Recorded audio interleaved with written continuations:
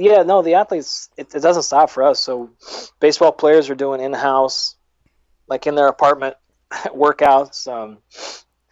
Brian is doing what we call prison workouts. Getting swole. It's like push-ups, sit-ups, shit like. Squats. He loves it. He loves it. This is what he. That's basically all he used to do before, anyways. Yeah.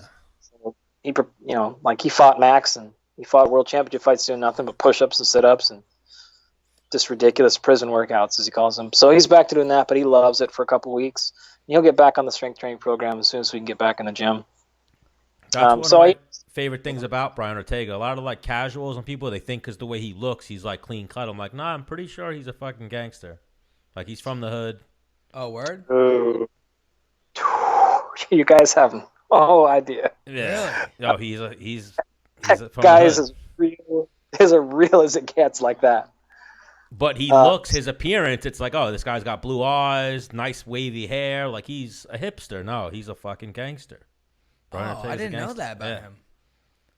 One of my first interactions with Brian Ortega, he had just gotten to UFC. We were at a UFC summit where they flew us in like groups to Vegas, and he was in my group of like 30. And it's like me, Chris Wade, Michael Johnson, at the one end of the table. And he had got there like kind of early and was sitting there, and he was by himself. And I'm like, I don't know, this guy's got to look about. I'm like, I know he's in my weight class, but like, it seemed like he wouldn't keep his eyes off me. I'm like, yo, man, is this?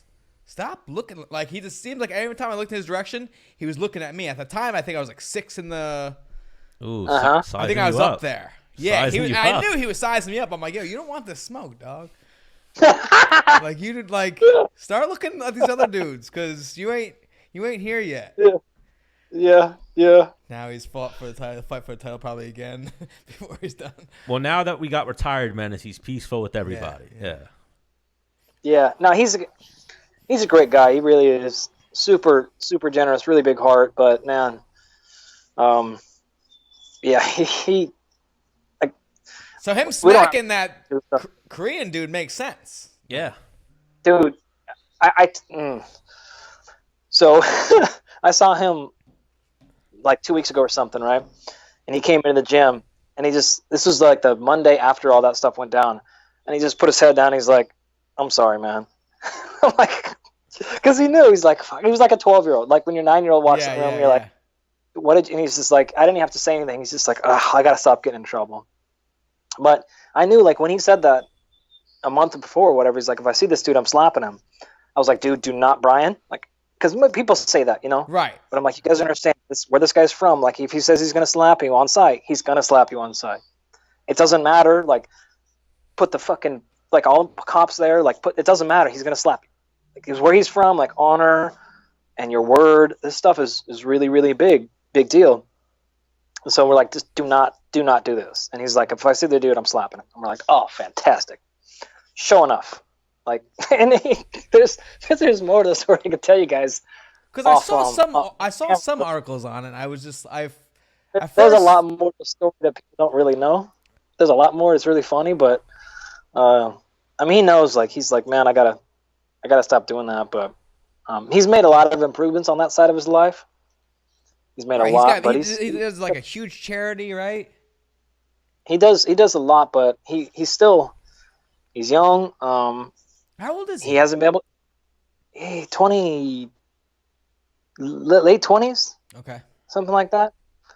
But he's also young money, you know, like he doesn't come from anything, so he's just not used to the fame, and he's not used to so he's still like young like that, you know, like. Yeah. And he knows better. He's making better stuff. He's cleaned up a lot of his life, but dude, he lives right across the street from the jail. Oh wow.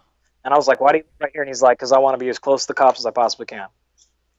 So he literally legit got a house right across the street from the precinct, because he's like, I got to be as close as I can to these guys. Just so he doesn't fuck him up. Like, trying to be more accountable and just breaking those habits and breaking those circles.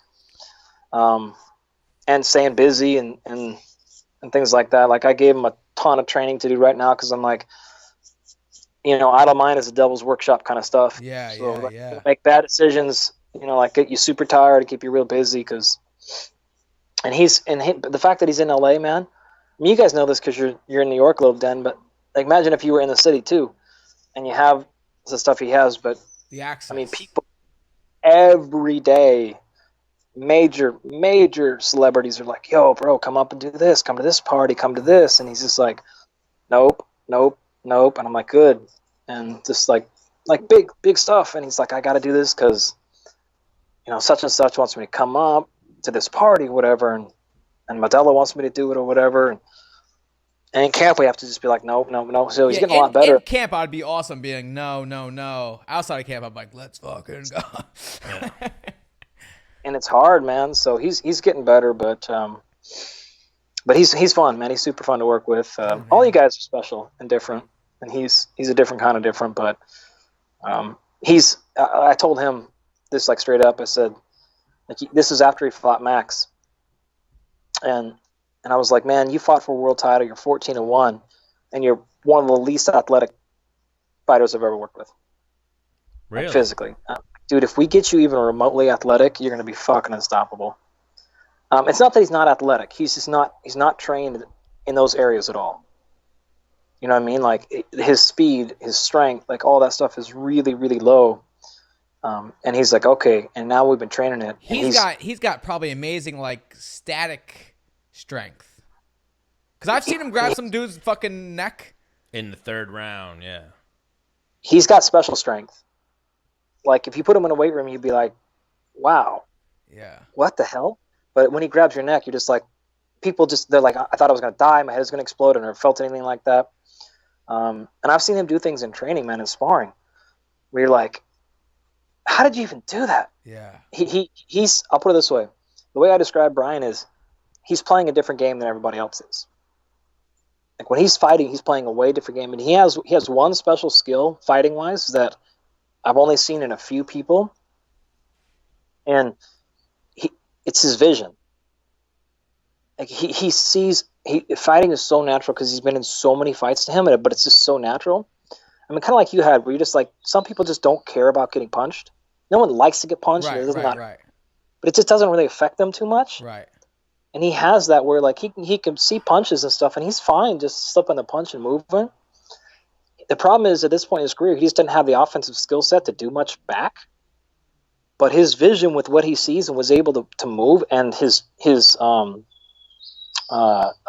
the word I'm looking for? But his fight instincts are just so off the chart. Yeah. So now I'm like, if we can put the physical stuff, which the beauty of it is, I'm like, dude, that's the stuff that we can't train or teach. Right. And you already got it. And we can put the physical stuff just to be moderate, and you can match that stuff, and then striking-wise, developing some offensive skills outside of just natural punching power and instinct. Then you got a real chance to be real competitive. Because when he fought Max, he just didn't know what to do. Like, he looked awesome against Frankie. I never saw that in my life. I was like, what? All natural, man. Like, he saw what Frankie was doing, and I can tell you, there's 3 times in his finishes that I could tell you about where, like, they made the finish up in the locker room right before they walked out. So I was in Fresno when he fought Cub Swanson. You remember when he choked out Cub? Yep. Dude, I swear to God, Henner legit showed him that right before they walked out. What, the guillotine? That specific jumping guillotine up against the fence like that. Yeah. And Brian was like, no, that's not going to work. And Henner was like, no, I'm telling you, do it. And he got in that situation, he did it, and it worked, like, immediately. Yeah. Jeez. He did that in the Moicano fight, the same thing. The Moicano fight was exactly, like, they was down, they was to figure out, like, okay, if we do this combo in this spot, he always shoots a double, or always shoots a single leg off of it. You can grab his neck. And he did it, and exactly what Moicano did, and pulled him. And then there was another one, too, where he showed him right as they walked out, and he did it, and then he got a submission like that, too. Yeah, but, I mean, that's like, so him with jiu-jitsu is kind of like me with wrestling. You could just show me one thing, like, oh, okay, yeah, that's 100%. You know what I mean? It's like, if they were trying to show me a submission before I walked up, I'd be like, hang on, I need like 70 more reps. Yeah, that's what I mean with, like, he plays a different game out there, because he's not, like, in practice and stuff, he's not looking for things. He's just so comfortable and confident in there. Nothing phases him, that he can go for things in submissions in positions where you're like, oh, you lost the position. He's like, I don't even care about the position. Yeah. Because he has that ender skill, Kind of like just like you had with wrestling, where it's like I don't really have to work my punches that much to make sure I'm in the right spot, because if I need to go for takedown, like I can just do it. This is going to happen. Yeah. You're just going to react before you know what's going to happen, really. So you get that same instinct you had, just in a different area of the game.